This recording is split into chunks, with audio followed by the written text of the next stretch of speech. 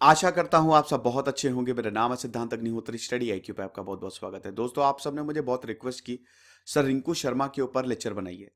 तो Rinku Sharma murder case के ऊपर मैं लेक्चर बना रहा हूं। बहुत ही सेंसिटिव टॉपिक है, दोनों पक्ष में बताऊंगा, पुलिस क्या कह रही है, परिवार क्या कह रहा है। लेकिन बहुत ही अनफॉर्चुनेट इवेंट है दोस्तों। आप देख ही सकते हैं कि हंसता खेलता लड़का, 25 साल का लड़का, इसने अपनी जान से हाथ धो बैठा। अब दोस्तों क्या हुआ, हम इस लेक्चर में जानेंगे। सब कुछ सीसीटीवी में रिकॉर्ड है। सीसीटीवी फुटेज में यह दिख रहा है कि कुछ लोग गए इसके घर में और इसको मारा। तो हम देखेंगे, दोनों पक्ष में बताऊंगा, दोनों ही, परिवार क्या कह रहा है और पुलिस क्या कह रही है। यूपीएससी के स्मार्ट कोर्सेज आते हैं, आप इन कोर्सेज को अवेल करें, टेस्ट सीरीज को अवेल करें, बहुत ज्यादा फायदा होगा। इंस्टा पे आप मुझे फॉलो कर सकते हैं। अब देखो यार, पहली बात बता रहा हूं कि जो मीडिया में है वही मैं आपको, जो पुलिस ने बोला है, जो मीडिया में है वही सब मैं आपको बता रहा हूं, ठीक है। मैं ना वहां पे था, ना मुझे पता है क्या हुआ। जो भी पुलिस बोल रही है वो आपके सामने लेके आ रहा हूं। तो मेरे ऊपर मत चढ़ना, मैं पहले क्लियर कर दे रहा हूं। मुझे अच्छा लगता है जब आप लोग कमेंट्स बड़े इंटरेस्टिंग आते हैं। अभी मैंने एक फोटो अपलोड की थी इंस्टा पे रेड वेलवेट के साथ, और कमेंट्स पढ़ के मुझे बड़ा मजा आया। ऐसे ही कमेंट्स करते रहो, अच्छा लगता है। तो रिंकू शर्मा, 25 साल का बीजेपी युवा मोर्चा वर्कर, विश्व हिंदू परिषद का मेंबर, इसको मार दिया गया। He was stabbed to death. चाकू मार के इसकी हत्या कर दी गई। और पड़ोसियों, जिन्होंने मारा है वो इसके पड़ोसी थे, बातचीत भी होती थी, ऐसा है।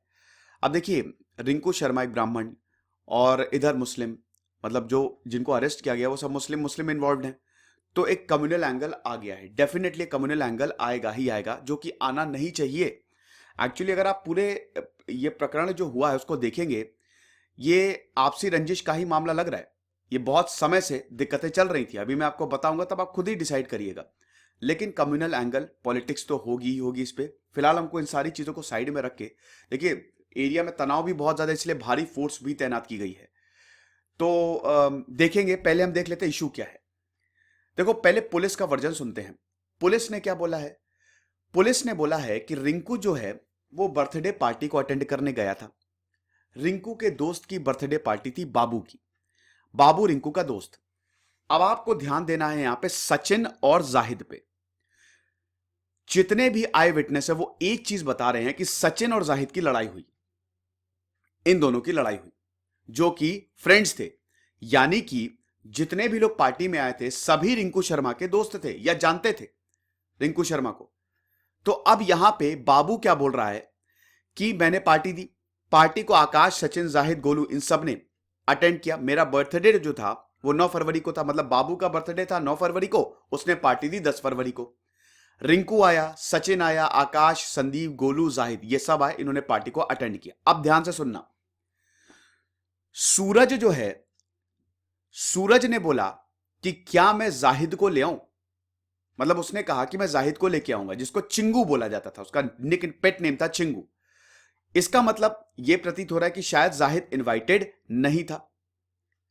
तो सूरज जो है वो जाहिद को अपने साथ लेके आया बाबू की बर्थडे पार्टी में, है ना। अब जब पार्टी शुरू हुई, दोनों में लड़ाई शुरू हो गई। किसमें? सचिन और जाहिद। और दोनों ने एक दूसरे को थप्पड़ मारने शुरू कर दिए। मैं उस समय आकाश से बात कर रहा था, तब मैंने यह देखा कि सूरज ने भी सचिन को थप्पड़ मारे। अब आप देखो, बाबू की पार्टी में सचिन, सूरज और जाहिद आए हैं। तो सूरज का दोस्त है जाहिद, सूरज और जाहिद एक साइड हो गए और सचिन एक साइड हो गया।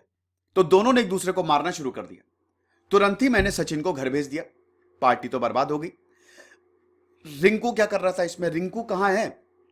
रिंकू आकाश के पीछे बैठा था। आकाश, राहुल और हम रिंकू से बात कर रहे थे। एकदम से हमने देखा कि गलियों में बहुत ज्यादा हलचल है। राहुल चला गया और रिंकू को चाकू मार दिया गया। और जैसे ही रिंकू को चाकू मारा गया, हम सब घर भाग गए। उसके बाद पता नहीं क्या हुआ। यह बाबू का कहना है, जिसने बर्थडे पार्टी दी थी। आकाश क्या कह रहा है? आकाश का वर्जन सुनिए। यह आकाश भी कॉमन चीज यही कह रहा है कि बर्थडे पार्टी थी, हमारे दोस्त की बर्थडे पार्टी थी, बाबू की बर्थडे पार्टी। और अगेन कॉमन पॉइंट यह है कि सचिन और जाहिद में लड़ाई शुरू हो गई। हमने खाना रेस्टोरेंट से ऑर्डर किया। 9, साढ़े 9 बजे जो हमारे दो दोस्त थे वो घर की ओर चले गए। और फिर एक आर्ग्यूमेंट जो है सचिन और जाहिद के बीच में, यानी कि यह पार्टी के बाद शुरू हुआ। जब सब कुछ खत्म हो गया, खाना ना खा लिया, तो उसके बाद यह लड़ाई शुरू हुई है। तो एक आर्ग्यूमेंट जो है वो सचिन और जाहिद के बीच में शुरू हो गया और दोनों एक दूसरे से लड़ने लगे, वायलेंट हो गए, मारने लगे। तो जो रेस्टोरेंट का मैनेजर था उन्होंने हम दोनों को बाहर भेज दिया। अब ये बोल रहा है कि जैसे ही रिंकू को चाकू मारा गया तुरंत हम उसको संजय गांधी हॉस्पिटल ले गए।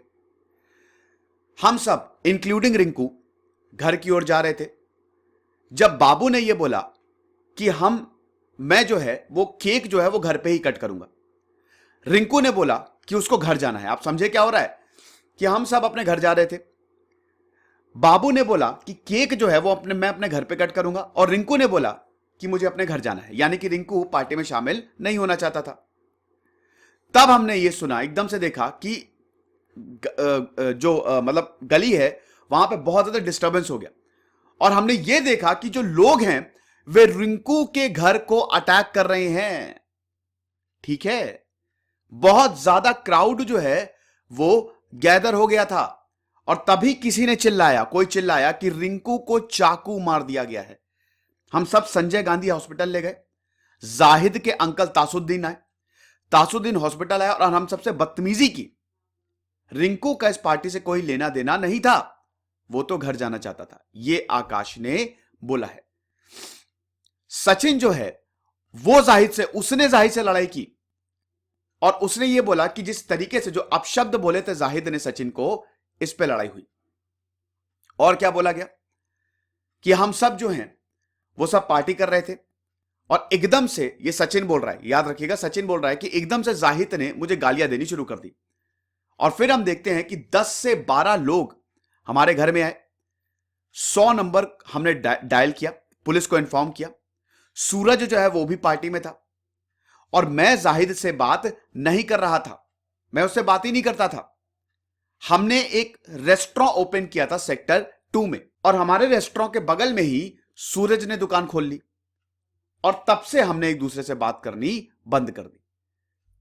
यह हुआ है।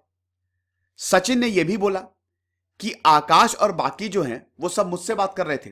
जब एकदम से जाहिद उठा, जाहिद और सूरज ने मुझे पीछे धक्का मारा, तब मैंने वापस उनको झापड़ मारा और उन्होंने मुझे झापड़ मारा। यानी कि लड़ाई आप देख रहे हैं सचिन, जाहिद और सूरज के बीच में हुई।